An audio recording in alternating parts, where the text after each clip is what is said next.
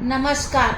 मन मंथन में प्रतिशोध, मन की प्रतिशोध भावना के बारे में महान इतिहासकार शिवाजी सावंत ने बहुत ही सुंदर लिखा है। प्रतिशोध की भावना से भड़का हुआ मन भी एक सुगंधित पुष्प होता है। उसकी सुगंध ऐसी होती है कि किसी सुगंध मुक्त रसिक ने सुगंध के मोह में उसे हाथ में लेकर क्षण भर सूंघ लिया तो वह धड़ाम से धरती पर लेटने लगे। प्रतिशोध की भावना मन में रखकर जो लोग जीते हैं वे वास्तव में स्वयं का जीवन भी बर्बाद कर रहे होते हैं। यह प्रतिशोध की भावना उन्हें जलाकर राख कर देती है। लगातार दोष के विचार करने से उनका मन किसी विषैले नाग की विष जैसा बन जाता है। इसीलिए प्रतिशोध की भावना नहीं रखनी चाहिए। मन पर नियंत्रण पाकर उसे परमेश्वर के चरणों में समर्पित कर देना बहुत कठिन होता है। शुरुआत में वह इसके लिए बिल्कुल तैयार नहीं होता, फिर उसे कैसे मोड़ना चाहिए। एक शिष्य था, एक कथा है, एक शिष्य था लेकिन उसका मन किसी भी देव पूजा में नहीं लगा रहता था। उसे भी अध्यात्म साधना करने की इच्छा थी।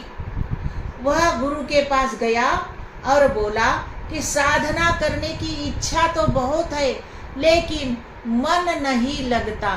मुझे ऐसी साधना बताइए जिसमें मन भी लगा रहे और साधना भी हो जाए। गुरु बोले तुम कल आना। दूसरे दिन गुरु के पास पहुँचे पर गुरु बोले सामने वाले रास्ते में छोटे छोटे कुत्ते के पिल्ले हैं, उनमें से 2 पिल्ले उठाकर 1 सप्ताह तक उनकी देखभाल करो। गुरु का यह विचित्र आदेश सुनकर वह भक्त भ्रमित हो गया, लेकिन क्या करता। गुरु का आदेश था। उसने 2 पिल्ले पकड़े लेकिन जैसे ही उसने छोड़ा वे भाग गए। उसने उन्हें फिर पकड़ा लेकिन वे फिर भाग गए। अब उसने उन्हें पकड़कर दूध और रोटी खिलाई। अब वे कुत्ते के पिल्ले उसके पास रहने लगे। 1 सप्ताह तक उसने इतनी मेहनत से उनकी सेवा की कि अब वे उसका साथ नहीं छोड़ रहे थे। वह जहाँ भी जाता वहाँ वे पिल्ले उसके पीछे जाने लगे। यह देखकर गुरु ने उन पिल्लों को भगाने का दूसरा आदेश दिया। भक्त के लाखों प्रयास करने के बाद भी वह पिल्ले भाग कर नहीं गए। तब गुरु बोले देख बेटा, शुरुआत में ये पिल्ले तुम्हारे साथ नहीं रहते थे लेकिन जैसे ही तुमने उनके साथ अधिक समय बिताया वे तुम्हारे बिना जीने के लिए तैयार नहीं है।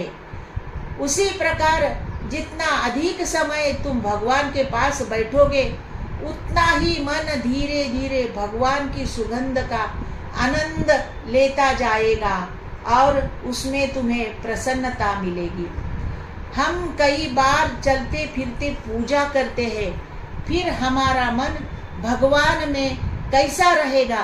तुम जितना अधिक समय भगवान के पास बैठोगे उतना ही तुम्हारा मन भगवान की भक्ति का आनंद लेगा और एक दिन ऐसा आएगा कि तुम उसके बिना नहीं रह सकोगे। अपने मन पर नियंत्रण रखने का अर्थ शिष्य को समझ आ गया और उसने गुरु की आज्ञा से नाम स्मरण शुरू कर दिया। धन्यवाद।